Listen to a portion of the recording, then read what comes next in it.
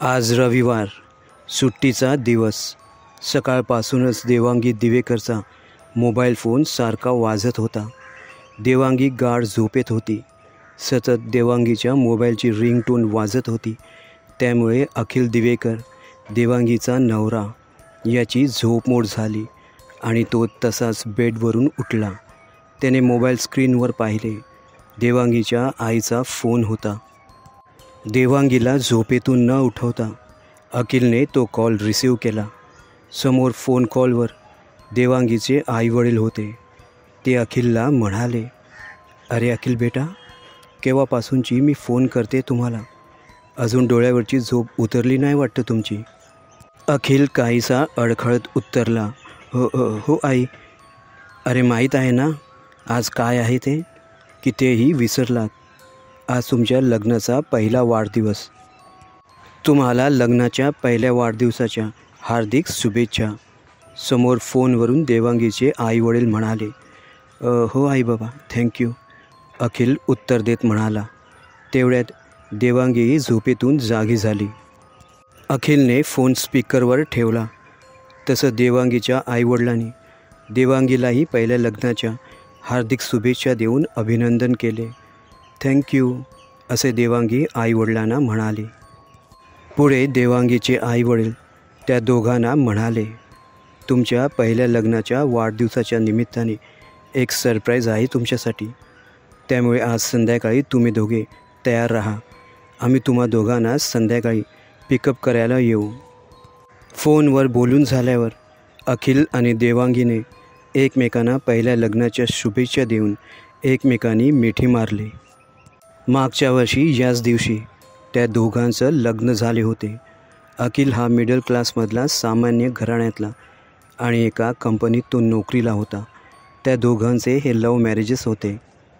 देवांगी ही श्रीमंत घराण्यातली होती. एकुलती एक मुलगी म्हणून तिला लग्नानंतर कुठल्याही गोष्टीची उणीव भासता कामा नये म्हणून देवांगीच्या आईवडिलांनी त्या दोघांना राहण्यासाठी एक फ्लॅट व एक गाडीही गिफ्ट केली होती. तसे अखिलचे आईवडील नाशिकला राहायला, पण शिक्षणासाठी तो मुंबईला आला होता आणि नंतर तेथेच तो नोकरीलाही लागला. पुढे लग्नानंतर अखिलनेही ती नोकरी सोडून दिली. तो देवांगीच्या आईवडिलांचा बिझनेसमध्ये इंटरेस्ट घेऊ लागला. त्या दिवशी संध्याकाळी ते दोघे, अखिल व त्याची बायको देवांगी, तयार होऊन बसले आणि काही क्षणाने देवांगीचे आईवडील त्या दोघांना आपल्याबरोबर घेऊन जायला आले व ती दोघे, अखिल व देवांगी, गाडीत बसून काही क्षणाने त्यांची गाडी एका हॉटेलजवळ येऊन थांबली. जशी ती गाडी त्या हॉटेलजवळ येऊन थांबली, त्या हॉटेलला पाहून अखिल काहीसा दचकला व तो अस्वस्थही झाला आणि तसंच त्या सगळ्यांनी त्या हॉटेलमध्ये प्रवेश केला. देवांगीच्या आईवडिलांनी सरप्राईज म्हणून त्या दोघांच्या लग्नाची सरप्राईज पार्टी अरेंज केली होती. त्यांचे मित्रमैत्रीण, काहीसे नातेवाईक व ओळखीतल्या लोकांनाही त्या वेडिंग पार्टीमध्ये इन्व्हाइट केले होते आणि हे सगळे दृश्य पाहून देवांगी भारावून गेली. तिने आनंदाने आपल्या आईवडिलांना मिठी मारली व या सगळ्या गोष्टींसाठी तिने आपल्या आईवडिलांना थँक्यूही म्हणाली. पण अखिलचे मन मात्र अस्वस्थ होते. तो काहीसा डिस्टर्ब झाला. जेव्हापासून त्या हॉटेलमध्ये प्रवेश केले होते त्याने, तरीसुद्धा चेहऱ्यावर आनंदाचे भाव आणून तो पार्टीचा आनंद घेऊ लागला आणि तसंच फ्रेश होण्याच्या निमित्ताने तो हॉटेलच्या वॉशरूममध्ये आला. त्याने तोंडावर पाणी शिंपडले आणि आपल्या रुमालाने त्याने तोंड पुसले आणि तसंच तो परत जाण्यासाठी पाठी फिरला आणि समोरचे दृश्य पाहून त्याची बोबडीच वळली. त्याच्यासमोर एक स्त्री उभी होती. तिला पाहून तो जवळपास किंचाळलाच. त्याला अशा अवस्थेत पाहून समोरून येणाऱ्या एका व्यक्तीने त्याला विचारले, आर यू ओके मिस्टर, काय झाले तुम्हाला? अखिल भानावर आला. ती स्त्री आता त्याला तिथे कुठेच दिसत नव्हती. आय एम ओके, असे म्हणत तो त्या वॉशरूममधून लगेच बाहेर आला. सगळेजण पार्टीचा आनंद घेत होते, पण अखिलचे मन मात्र पूर्णपणे टेन्शनमध्ये बुडाले होते. कारण हॉटेलचे काही कर्मचारी संशयाने अखिलकडे सतत पाहत होते. बहुतेक ते कर्मचारी अखिलला ओळखत असावेत. आणि अखिलही सारखे त्यांना नजरअंदाज करत होता. त्याला पूर्णपणे अनकम्फर्टेबल जाणवत होते त्या पार्टीमध्ये. आणि एकदाची ती पार्टी उरकली. रात्रीचे 12 वाजून गेले होते. देवांगीच्या आईवडिलांनीच त्या दोघांना आपल्या गाडीतून त्यांच्या घरापर्यंत ड्रॉप केले. पार्टीच्या थकव्यामुळे देवांगीला बेडवर पडल्या पडल्या गाढ झोप लागली. पण अखिलला काही केल्याने झोप येत नव्हती. तो बेचैन होऊन सारखा बेडवरून या खुशीवर नि त्या खुशीवर होत होता. आणि तसंच त्याची नजर भूतकाळात रमून गेली. भूतकाळात घडलेल्या त्या सगळ्या गोष्टी त्याच्या डोळ्यासमोर येऊ लागले. अखिल दिसायला तसा भारीच हँडसम होता, म्हणून त्याचे बऱ्याच मुलींसोबत अफेअर्स होते. आणि त्यातच आदिती नावाची एक सुंदर आणि सरळ स्वभावाची मुलगीही त्याच्या खोट्या प्रेमाच्या फंद्यात अडकली. आणि अखिलनेही आदितीला तिच्यासोबत तो लग्नही करणार असे तिला वचनही दिले होते. आणि त्याच हॉटेलमध्ये, ज्या हॉटेलमध्ये आज त्यांचा लग्नाचा वाढदिवस साजरा झाला होता, त्याच हॉटेलमध्ये तो आदितीला 1-2 वेळा घेऊन तिच्याबरोबर शारीरिक संबंधही केले. आदिती सरळ स्वभावाची होती. तिला अखिलवर पूर्ण विश्वास होता की तो तिला फसवणार नाही ते. आणि जेव्हा आदितीला दिवस गेले तेव्हा अखिल देवांगीच्या प्रेमात होता. देवांगी ही श्रीमंत घराण्यातली होती आणि अखिलला श्रीमंत होण्याचा शॉर्टकट मार्ग देवांगीच्या रूपात सापडला होता. आणि तशी देवांगीही अखिलच्या खोट्या प्रेमात अडकली होती. देवांगीच्या घरच्यांनाही अखिल पसंत होता आणि पुढे त्या दोघांचे लग्नही होणार होते. आणि अखिलसाठी हा श्रीमंत होण्याचा सोपा मार्ग होता. पण जेव्हा आदितीला ही गोष्ट कळाली त्या दोघांच्या अफेअर्सबद्दल, तेव्हा अखिलने खोटेपणाचा आव आणत आदितीची समजूत काढली. तो आदितीला म्हणाला, "अगं वेडे, आमच्या दोघांमध्ये तू समजते असं काहीच नाही. आम्ही दोघे फक्त एक चांगले मित्र आहोत. त्याच्या पलीकडे आमचं काहीच नाते नाही. मला फक्त आणि फक्त तुझ्यावर प्रेम आहे आणि मी फक्त तुझ्याशीच लग्न करेन. आणि हो, एक सरप्राईज आहे तुझ्यासाठी. उद्या तू मला संध्याकाळी 7 वाजता भेट. तुला तेव्हा सांगीन सरप्राईज काय आहे ते."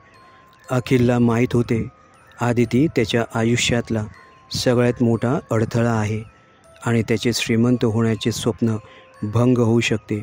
म्हणून त्याने आदितीला आपल्या मार्गातून कायम हटवण्याचा मार्ग काढला.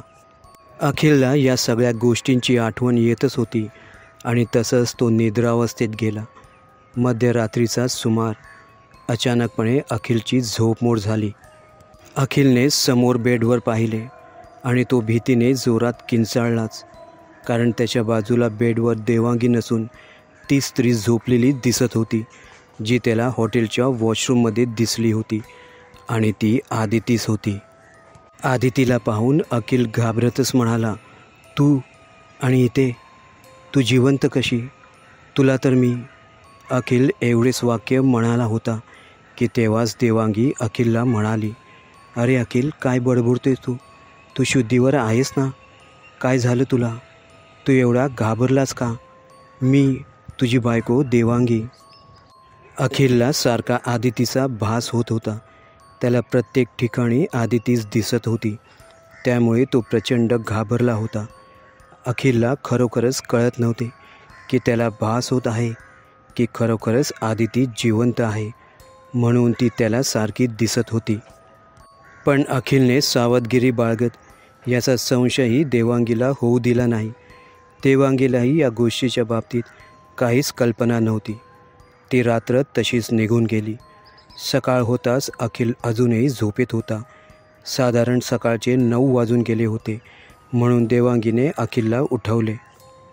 रात्री झोप व्यवस्थित न मिळाल्याने अखिलचे डोके जरा जड वाटू लागले होते. तो बाथरूममध्ये जातच होता की त्याची नजर किचनमध्ये गेली. त्या किचनमध्ये काम करत असलेल्या एका बाईला त्याने पाहिले आणि तो संभ्रमात पडला. तो विचार करू लागला, या घरी मी आणि माझी बायको देवांगीच राहते, मग ही बाई कोण आहे? त्याला आता धरधरून घाम फुटू लागला. काहीशी भीती त्याच्या मनाला शिवून गेली.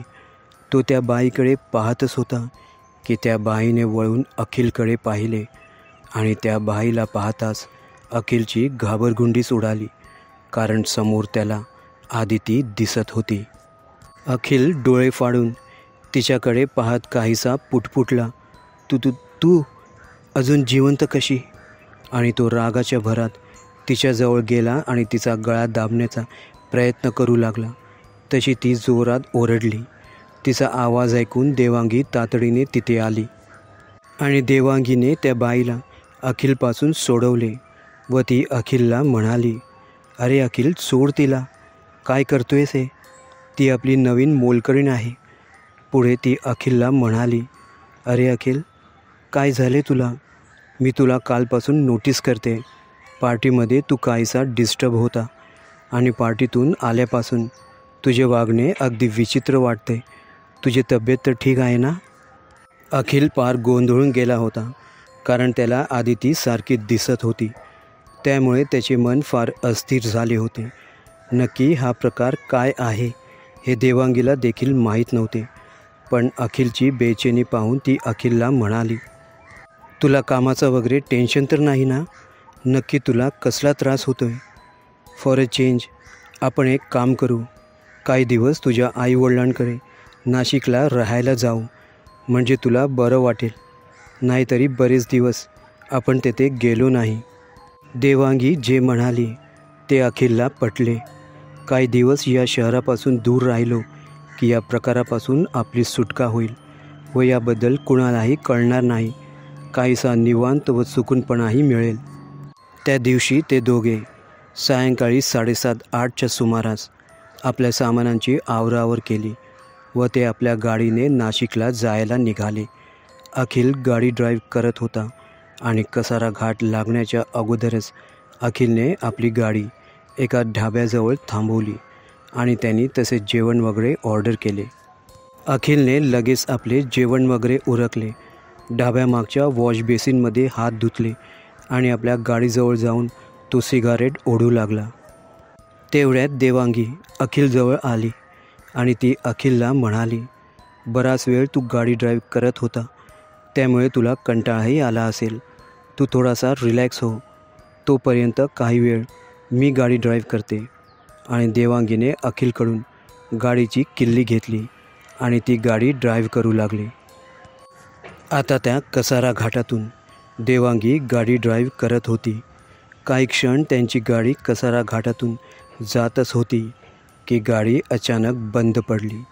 त्यावेळी साधारण रात्रीचे 1 वाजून गेले होते. बरीच रात्र झाली होती. वातावरण अगदी सामसूम जाणवत होते. तेव्हा एकाएकी गाडी बंद पडल्याने अखिल गाडीतून उतरला.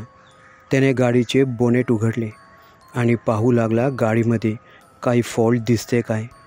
आणि तेव्हाच देवांगीने गाडीचा दरवाजा उघडला आणि ती तशीच धावत पलीकडच्या रस्त्याच्या कडेला जाऊन उभी राहिली आणि खाली मान वाकून ती त्या दरीत पाहू लागली.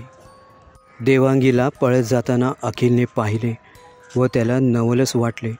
असे विचित्रपणे देवांगी एकाएकी गाडीतून धावत का गेली म्हणून तोही तसंच धावत देवांगीजवळ आला व तो देवांगीला म्हणाला, अगं काय झालं तुला?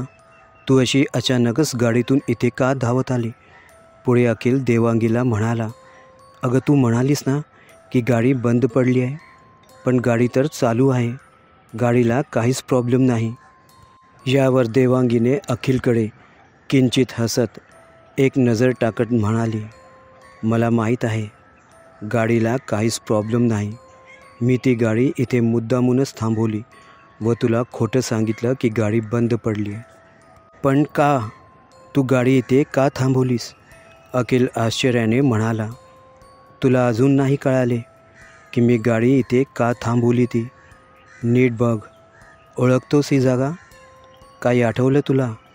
रागाच्या भरात देवांगी म्हणाली. अखिलने तो परिसर निरखून पाहिला आणि त्याच्या भुवया उंचावल्या. ती जागा पाहून अखिलला सगळं काही आठवलं व तो देवांगीला म्हणाला, तुला या जागेबद्दल काय माहीत आहे आणि कसं? अखिल देवांगीशी बोलतच होता की तेव्हाच त्याच्या मोबाईलची रिंगटोन वाजली. समोरून अखिलची बायको देवांगी फोनवर बोलत होती. अहो कुठे आहात तुम्ही? मी जेवल्यानंतर वॉशरूममध्ये हात धुवायला गेली आणि तोपर्यंत तुम्ही गाडी घेऊन कुठे पसार झालात. मी कधीपासूनची तुम्हाला फोन करते. कुठे आहात तुम्ही आता? अखिल गोंधळून गेला व तो घाबरतच फोनवर म्हणाला, तू तिथं धाब्यावर आहेस, तर मग माझ्यासमोर कोण आहे ही? इतक्यात फोन कट झाला. त्याच्यासमोर उभी असलेल्या देवांगीला पाहत अखिल म्हणाला, कोण आहेस तू आणि तुला या घाटात काय घडलं होतं ते कसं माहीत? समोर उभी असलेली देवांगीने लगेच अखिलचा हात घट्ट धरला आणि ती म्हणाली, नीट आठव, मागच्या वर्षी तू मला त्या संध्याकाळी काही सरप्राईज देणार म्हणून मला बोलावले व आपल्या आईवडिलांशी आपल्या लग्नाविषयी बोलणी करण्यासाठी मला तू त्या दिवशी आपल्या गाडीत बसून नाशिकला घेऊन जायला निघाला. मी खूप खुश होते. मला तुझ्यावर विश्वास होता. पण तू या ठिकाणी गाडी थांबवलीस व मला म्हणालास की गाडी बिघडली आहे आणि मला फसवून तू मला इथे घेऊन आलास आणि संधी साधून तू मला या दरीत ढकलून दिलंस. तूने माझ्या प्रेमाचा विश्वासघात केलास. असे म्हणत देवांगीच्या रूपात असलेली आदिती आपल्या मूळ रूपात आली. आदितीला समोर पाहून अखिल प्रचंड घाबरला व तो आदितीची माफी मागू लागला. आदितीच्या डोळ्यात अश्रू होते व ती अखिलला म्हणाली, तूने माझ्या प्रेमाचा विश्वासघात केलाय. तुला याची शिक्षा झालीच पाहिजे. तुझ्यासारख्या लोकांना या जगात जगण्याचा काहीच अधिकार नाही. आणि आदितीने तसंच अखिलचा हात धरलाच होता आणि एका क्षणातच तिने वरून त्या दरीत अखिलसोबत खाली उडी टाकली आणि अखिलला त्याच्या पापाची शिक्षा मिळाली. मित्र हो, या अनुभवाबद्दल आपल्या प्रतिक्रिया कमेंट बॉक्समध्ये द्यायला विसरू नका आणि त्यासोबत लाईक्स आणि शेअर करायलाही विसरू नका. धन्यवाद. तुमच्याकडेही असे काही अनुभव किंवा गोष्टी असल्यास खाली डिस्क्रिप्शनमध्ये दिलेल्या ईमेलवर तुम्ही ते पाठवू शकता.